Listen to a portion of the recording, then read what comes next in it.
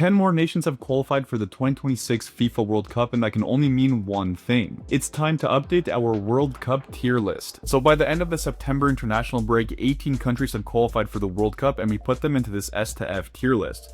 We got 2 teams in the S tier, 2 teams in the A tier, 4 in the B, C, and D tier, and 2 in the F tier. Now, at the bottom of this list, we have the 10 nations who qualified in the October international break, those being Egypt, Algeria, Ghana, Cape Verde, South Africa, Senegal, Ivory Coast, Qatar, Saudi Arabia, and England. Now, before we start ranking these 10 new teams, there's 2 teams in this tier list who need to move rankings. Those 2 teams are Brazil, who are currently in the S tier, and Ecuador, who are currently in the C tier. Now, in my last video, a lot of you said that Brazil weren't good enough to be in the S tier, that they didn't play good enough in the CONMEBOL qualifiers to be ranked that high, and at the time I didn't know if I agreed with you. But after their last 2 games against South Korea and Japan in the October break, I don't think they're worthy of being the S tier either. If we take a look at their friendly game against South Korea, they did pretty well in this match. They won 5-0, they had 3 goal scorers, they dominated pretty much every single stat on the board, so this isn't really a good representation of why they should be going down this ranking. But then, if we take a look at their game against Japan, this is a completely different story.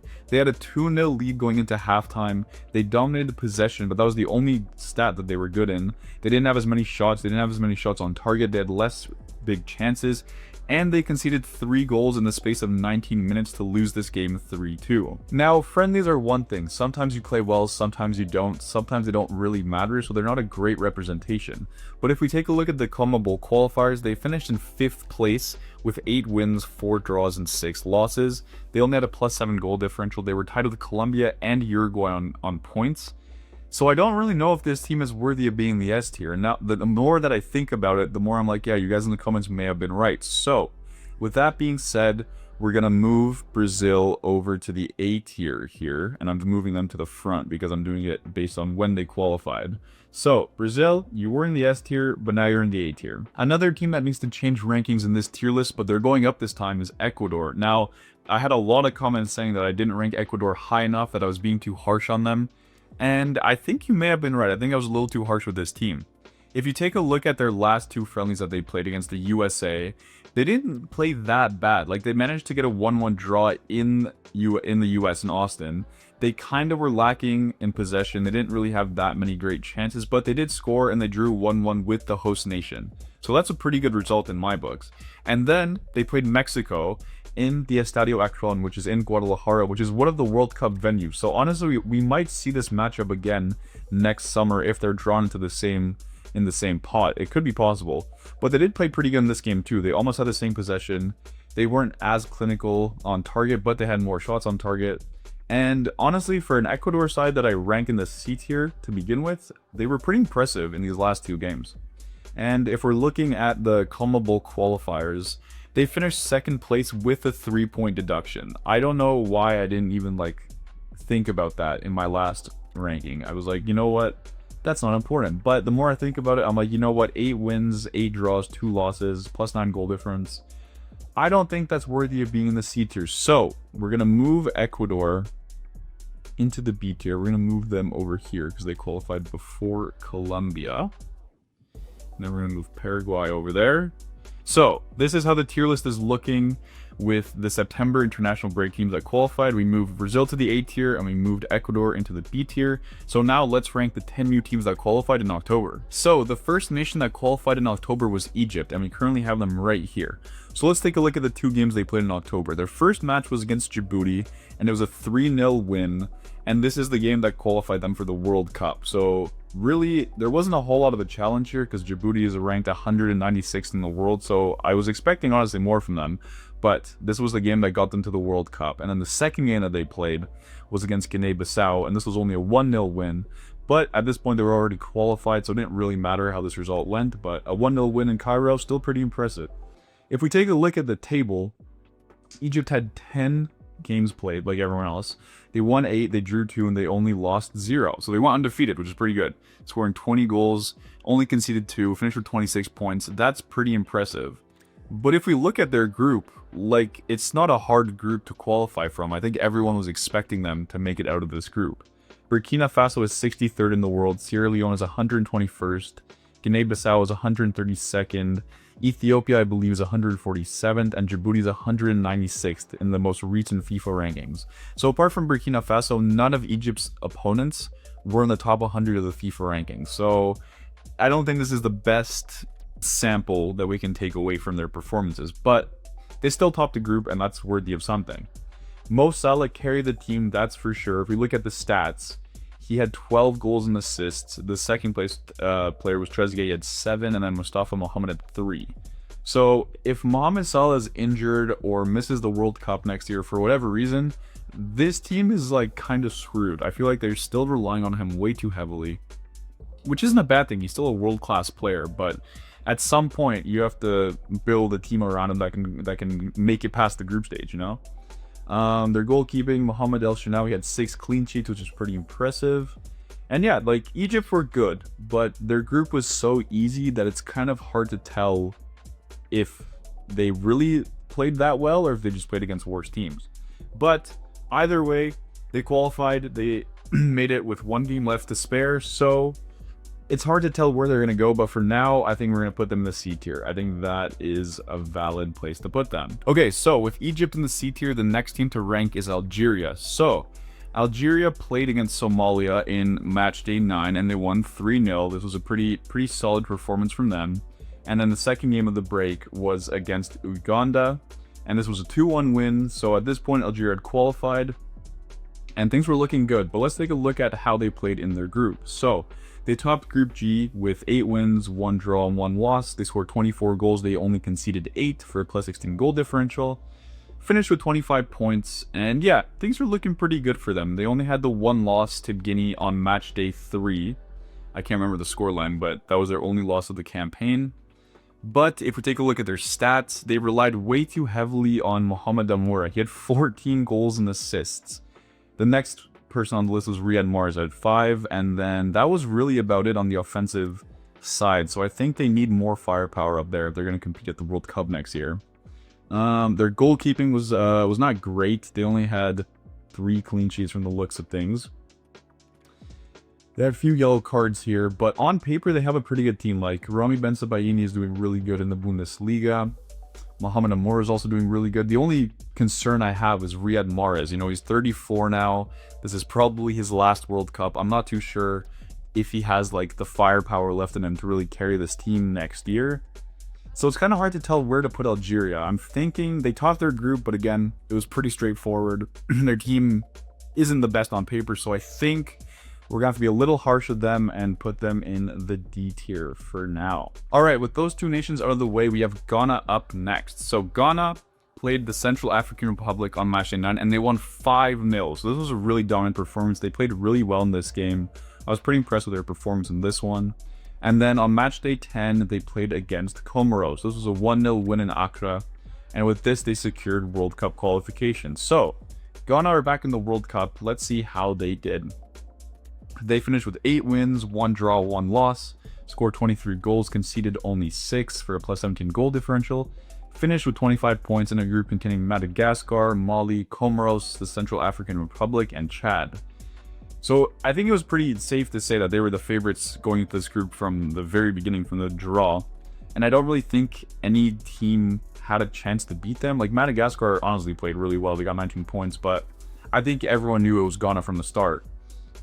Jordan Ayew was easily their best player in these qualifiers. He had 14 goals and assists. Thomas Partey was in second with 5. Mohamed Kudus had 4. So he really carried the team, honestly, in these qualifiers. He was really good. When it comes to goalkeeping, Benjamin Asori had 5 clean sheets. Richard Ofori had 1. So their defense was pretty good as well. And yeah, they had a pretty good showing. But again, against the weaker opposition, it's always kind of hard to tell where they stand and can they really play with the best teams in the world when their qualifying campaign was pretty straightforward. I don't know, it's a bit hard to tell. So for Ghana, I think a safe bet for Ghana is going to be the C tier. So we're going to put them in there for now. All right, the next team that qualified in October is Cape Verde. And this is the one that I'm really excited to talk about because this is the first time they've ever qualified for the World Cup. Keep in mind, this country is only like 500, 600,000 people maybe. So they are the second smallest nation after Iceland in 2018 to qualify. So this is super impressive. Let's see how they got there. So In match day 9, they played a thrilling 3-3 draw against Libya. This was a crazy game. Honestly, it kept going both ways. I didn't know who was going to come out on top. But they managed to get a 3-3 victory away from home, which was a super crucial result for them. Match day 10, they played against Eswatini, and I watched the full game because I was like, I'm going to witness history in this one. I know they're going to win, qualify for their first ever World Cup. It was insane. When they scored that first goal, oh, it was crazy. The stadium was going insane. But they finished with a 3-0 win against Eswatini, and now, with the qualifiers being over, they topped Group D. This is insane. I don't think anyone was expecting them to top Group D, especially a group that contained Cameroon. Like, no way. They finished with 7 wins, 2 draws, 1 loss. They scored 16 goals, conceded 8 for a +8 goal differential. Finished 4 points ahead of Cameroon. That's kind of insane. Now, Cameroon had a pretty shocking qualifying campaign, and the only team to beat Cape Verde in these qualifiers was Cameroon. It was 4-1 in one of the earlier match days. So, like, they definitely earned their spot here. If anyone is going to complain that next year, oh, Cape Verde qualified for the World Cup, the expansion isn't good, trust me, they earned their spot here. They were really good in these qualifiers. Dylan Livramento had 4 goals and assists, and then Dini Borges had 3. So they didn't really have one player that really like stood out in these qualifiers. I think it was more of a team effort. Like, as a team, they played really well, and they shot a lot of people along the way. Bozinia had 7 clean sheets. He was a huge part of why they only conceded 8 goals in these qualifiers. He was really good. So I think he'll definitely be one to watch at next year's tournament for sure. But this is the thing, like, Cape Verde qualified. It's a great underdog story. I'm really happy for them. But like, on the world's biggest stage, are they really gonna like compete? Like, if they get drawn against like Germany or Spain or like a really good team, does this team really have a chance to qualify? I don't know. I think putting them in the F tier is kind of harsh considering how well they played in the qualifiers, but I don't think they can beat any of the teams in the D tier here. So it's unfortunate, but I gotta put them in the F tier for now. Alright, the next team that qualified in October is South Africa, who are going back to the World Cup for the first time since 2010 when they hosted the entire thing, and that was a great tournament, so I'm really excited to see them back on the world's big stage. In October, they played Zimbabwe on match day 9. It was a 0-0 draw. There was a few red cards which made it pretty exciting, but nothing too crazy happened in this one. On match day 10, they played Rwanda. They came away with a 3-0 win to secure qualification. This was a great performance from the team, and they honestly deserved this win. So it's good for South Africa. If we're looking at the table, though, Group C was insane. Honestly, South Africa finished with 18 points, Nigeria finished with 17, and Benin finished with 17. So, like, Group C was one of the craziest groups in the African qualifiers. It was insane. But South Africa managed to grab 5 wins, 3 draws, 2 losses. They scored 15 goals, conceded 9 for a +6 goal differential. They beat out Nigeria by 1 point, and they're going to the World Cup. Now, on paper, this looks all fine and dandy, but let's talk about how they got there. They were deducted 3 points against Lesotho for playing an ineligible player. So, like, the fact that they topped this group after being deducted 3 points is crazy enough on its own. The story itself is wild. I don't even know how they managed to screw that up, but they still managed to come out on top, so that's pretty impressive. But they did have the lowest goal differential out of all the group winners with a +6. So in a group where, yeah, Nigeria, very strong. I wasn't expecting much against them. And then Benin are also a good team, but against Lesotho, Rwanda, and Zimbabwe, they should have done better. So yeah, I don't know. It's tough to bring South Africa on this one. If we look at their stats, Oswin Paulus led the way with 6 goals and assists, and then Lyle Foster. But did anyone really like take the qualifiers and make it their tournament? I'm not too sure. They do have a good goalkeeper and a good defense. Ronwen Williams kept 4 clean sheets, which is pretty impressive. So yeah, South Africa did like okay, but I don't really think this team has what it takes to play against non-African teams. Like if they come up against a South American team or a European team, or say like Japan or Australia, for example, are they really going to come out on top? I'm not too sure. So I think it's great that they're back at the World Cup. I'm really happy for them, but I think the D tier is as high as South Africa is going today. All right, we have 2 more teams from Africa left to rank, and the first one is Senegal. So how did they do in their October international break? They played South Sudan on match day 9 and came away with a 5-0 victory. This was a thumping from the start. I don't think South Sudan had any chance. But Senegal were really good. They showed just how good their offense is, and they were really impressive in this one. Match day 10, they had a 4-0 victory against Mauritania, and this is what secured them World Cup qualification. So, good for them. In Group B, it was a tight race between Senegal and Congo DR for first place, but Senegal came out on top. They finished the qualifiers with 7 wins, 3 draws, and 0 losses, so they were one of the few teams that went undefeated. They scored 22 goals and conceded just 3 for a plus 19 goal differential and finished with 24 points. So, they did really well. Congo DR made it a bit scary for them, but unfortunately they didn't have enough firepower to top the group. And then there's a big gap from the top 2 to the bottom 4. Sudan, Togo, Mauritania, South Sudan never really had a chance against these 2 teams. So they did pretty good. And on paper, they have a really good team. They have Sadio Mane, Nicholas Jackson, Ismaila Sarr, Kalidou Koulibaly, Pape Sarr. Like, on paper, Senegal are probably the strongest team that I've seen in a long time. Definitely since 2002. I think this is better than their last few tournaments that they've been in. But Sadio Mane led the way with 6 goals and assists. Their defense was pretty solid as well. Edouard Mendy kept 7 clean sheets. So in net, they have a really good player as well. On paper, they just have a really good team, and I think out of all the African teams right now, Senegal might be the strongest, and I'm really impressed with how they played. But this probably will be Sadio Mane's last World Cup, so if he doesn't show up, it's not going to be great for them. But with that being said, I think this team, I don't know, I might be overhyping them, but I think they're doing pretty well. So I think I'm going to put them in the B tier for now. I think that's where they're gonna go. The final African team that qualified in October was Ivory Coast, and this is gonna be an interesting one to rank. They played Seychelles on match day 9 and they won 7-0, so they completely destroyed them. Not that Seychelles was gonna put up much of a fight, they're one of the lowest ranked teams in the world, but a 7-0 win, insane. And then on match day 10 they played Kenya. They came away with a 3-0 victory to secure World Cup qualification.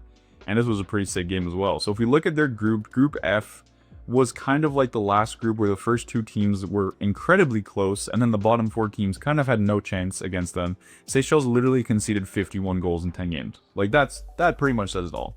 But they came away with 8 wins, 2 draws, 0 losses. They scored 25 goals and kept a clean sheet in every single match. Like, that is mind-boggling to me. They finished with 26 points, 1 more than Gabon, and they're going to the World Cup. So, again, on paper, they played really well. And Simon Adingra had 5 goals and assists. Frank Kessie had 4. They played like a really good team.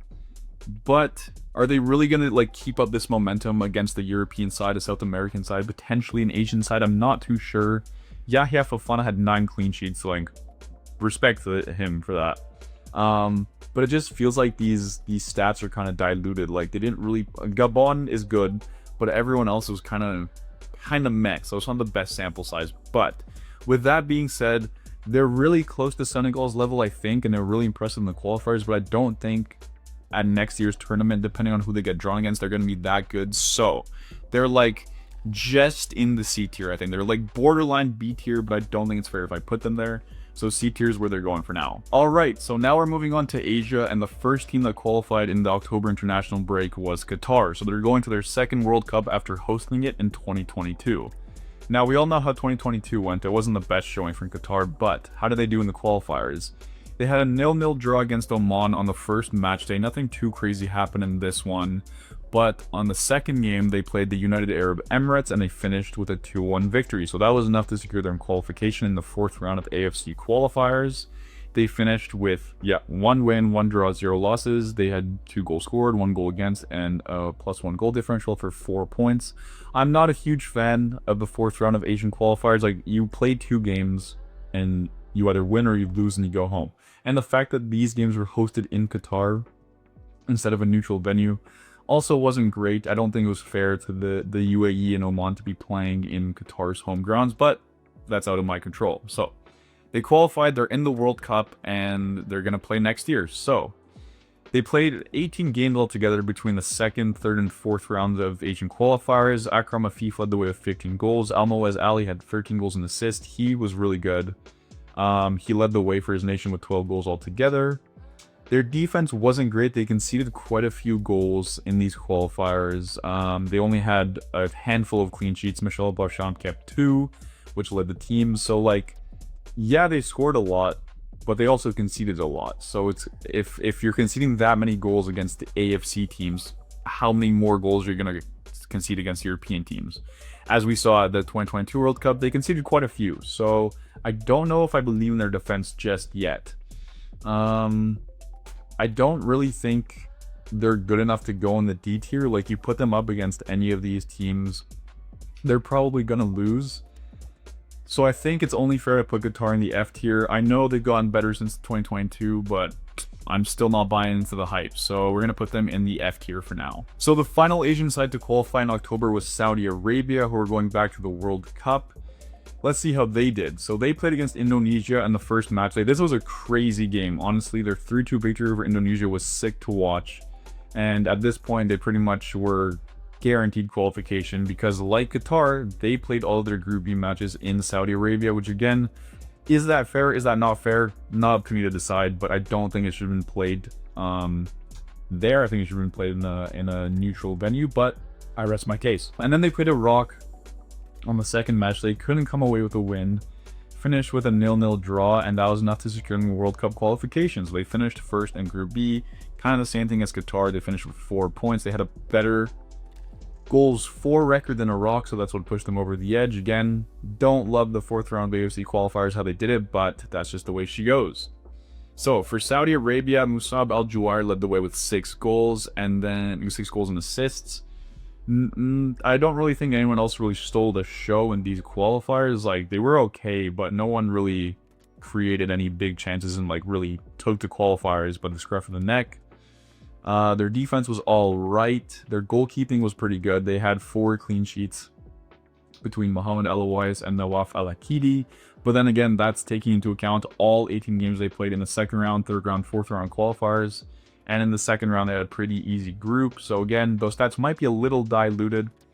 Saudi Arabia are always interesting because they go and beat a team like Argentina in 2022, but then they can't make it out of the group against Poland and Mexico. So they're kind of hard to rank, but I think it's only fair if I put them in... I think we're going to have to put them in the D tier, honestly. I think we're going to be a little harsh on this one as well. And we're going to put Saudi Arabia in the D tier for now. Alright, so the final team to qualify in October was England. They're the first team to qualify for Europe, and they were completely dominant in the European qualifiers. They only played 1 game in October towards the qualifiers, and that was a 5-0 thumping of Latvia. This was a crazy game. Harry Kane got a brace, and I don't think anyone really thought Latvia were putting up much of a fight against England in this one, but this is the table. They qualified with 2 games left to go. They won all 6 matches. They scored 18 goals. They didn't concede a single time in these qualifiers, and it wasn't even close. Like, England were like, we're going to dominate this group. We're securing qualification early, and there's nothing you can do about it. They were drawn into Group K with Albania and Serbia, who were 2 teams who played at Euro 2024. They didn't do particularly well, but they were still there, so they had some decent competition in their group. Latvia and Andorra were kind of a write-off from the very beginning. No one was expecting too much from them. But yeah, England completely dominated in this group, and they finished with Harry Kane as their top goal scorer with 6 goals, and then Declan Rice had 5 goals and assists. They were literally incredibly dominant from the very get-go. Like, again, easy group, so it's kind of hard to tell, but like, they were really good. I didn't expect them to play that well in the qualifiers. Their defense was pretty good as well. They didn't concede a single goal. Jordan Pickford had 6 clean sheets, which is pretty impressive. He's definitely going to be the starting goalkeeper at the World Cup next year. So all things considered, England were really good, and it's kind of hard to tell where to put them because like, they're definitely good enough for the A tier, but they also really impressed me as well. So I think we're going to do the hot take. We're going to overhype England, and we're going to put them into the S tier alongside Argentina. So there you have it. We've ranked all 28 World Cup qualified teams as of the October international break. The tier list is starting to come along. We have 2 teams in the S tier, 3 teams in the A tier, 6 teams in the B and C tier, 7 teams in the D tier, and 4 in the F tier. So there's still 20 teams that are left to qualify for the 2026 FIFA World Cup, the majority of those being from Europe. There's a few from North America that need to qualify as well, and then the Inter-Confederation playoffs, which will be taking place next year, so there's still a few teams that have to go on this tier list. But honestly, I'm pretty happy with how it's coming along so far. You can see the world's best teams at the top of the ranking. The middle part of the ranking is starting to come along together. We can see who the weakest teams of the World Cup currently are in the F tier. Everything's coming along, and with 20 more teams to come, it's going to be a really good tier list to finish off the World Cup qualifiers. But what did you think of the October international break? What was your favorite match to watch, and has your team qualified for the World Cup yet? Let me know your thoughts in the comments below. Make sure to leave a like and subscribe for more football content, tier lists, and everything in between, and as always, I'll catch you next time.